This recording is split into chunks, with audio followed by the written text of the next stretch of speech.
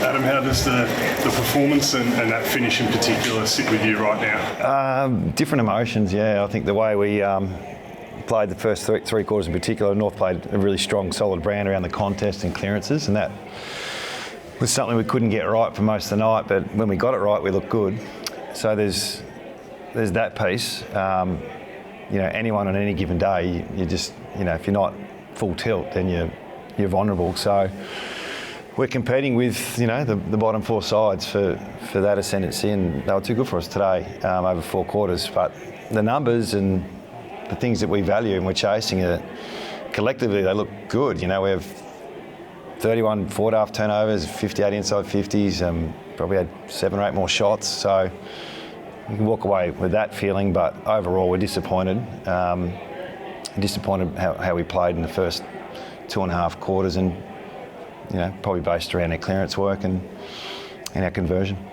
The holding the ball decisions, I guess the big talking point against Elliott. How did that one feel to you? I can't comment. But yeah, can't comment. What sparked the guys in that final quarter to get that 6-goal run going and all of a sudden turn the game on its head? Yeah, that's the question I asked the players after the game. Well, let's start like that. That'd be great if we could do that. And I think there's been games in particular at home where we have, and it's been ruthless the way we played. So yeah, we need to dig a little bit deeper about why we can't play that brand all the time. Albeit we're learning. We're on a path where 2 weeks in a row now we've been in winning positions. We were in front at 3/4 time last week, and we were in front with 5 minutes to go this week, and we just couldn't get over the line. So we'll learn from these games as opposed to some of the games, where you lose by 100 points. It's hard to learn from those. From these ones, we genuinely can learn as coaches as well. So we'll dig a bit deeper about that, but you'd say mindset's pretty important in this competition, and North come with a really strong desire to perform well, and it was probably stronger than ours at the start of the game, which there's no excuse for that.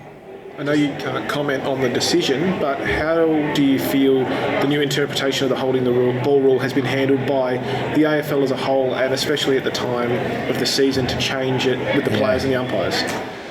I think it'll settle, but do we? I don't know. It's pretty hard to ask me after what happened tonight, but. Yeah, the players normally adjust, but on the fly is difficult. So can't really coach differently. I don't know what to say to Elliott.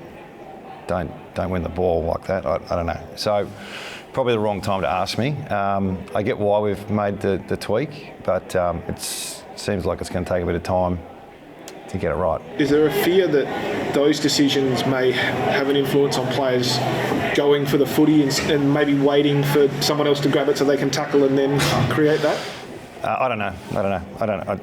I think the players will work it out, but we've got to work it out on the fly. That's probably how I see it. They're pretty smart. They normally work their way around it and become a non-talking point, but at the moment I'm assuming it's a talking point because the game looks a little different on occasions. What sort of feedback can you get on the free kick? Yeah. None. No, I'm not talking about that free kick anymore because I'll get in trouble.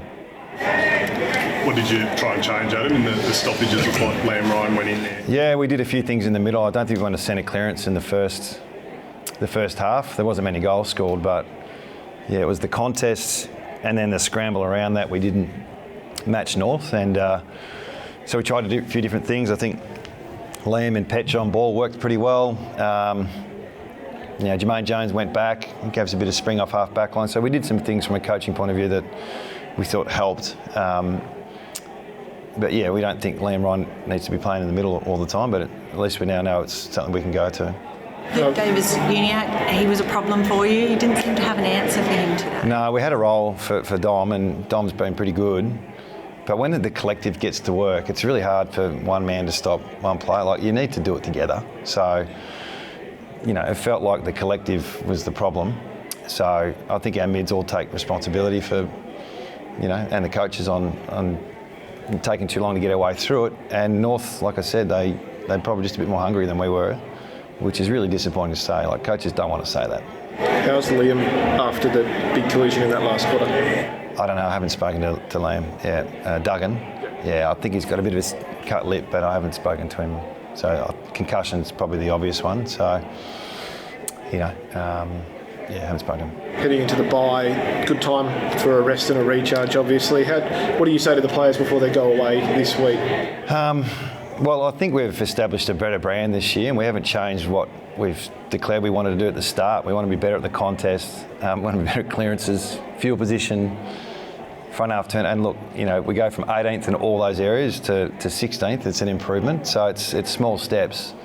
But every now and then this year you saw the best of us, and that's something we'll leverage off. So we'll go into the break disappointed the last 2 weeks, but positive from the back half of the year that we get hopefully some important players back. Like we missed some pretty good players tonight. We learned a lot the last few weeks, and we keep putting one foot in front of the other and stay on the positive journey that we're on. Adam, Matt Flynn didn't have a touch in the first half. Do you think the two ruck combo is working for you so far? Not in the first half, but the last quarter it looked really good. So I think I've said this before. There's a few. We debuted 5 or 6 players. Flinny was one of them a week ago. It's just going to take a bit of time for that rhythm to come through, but we like what we saw in the last quarter. So I think we'll look at the positives more than the negatives on some of our guys who only played one game. The synergy's definitely not there yet. It's barely forward either. So what's that done to our rhythm? But that's part of trying to get better. So we'll continue to do that. How'd you find Hutchinson's first game? I think he got, but he had some moments where he just flew in front of 43. Not far off, yeah. Look, he had a few moments there which I reckon another game or two he'll take. In the air stuff, but in ball in hand, he's pretty good with that stuff. So I think getting that first game out the way is something I believe is really important. So now the next game he plays, he's just one of the boys. So, he had moments, but I'm sure he'll get better. How does the bye week? For us, we have 4 days off, and then we'll get back to work.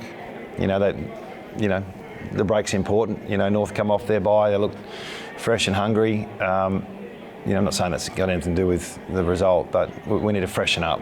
Get away from each other a little bit, and then we'll train Thursday, Saturday, and hit Essendon with everything we got. You touched on Finn before. How important is it now, knowing that you've got a run who probably enjoy matchups?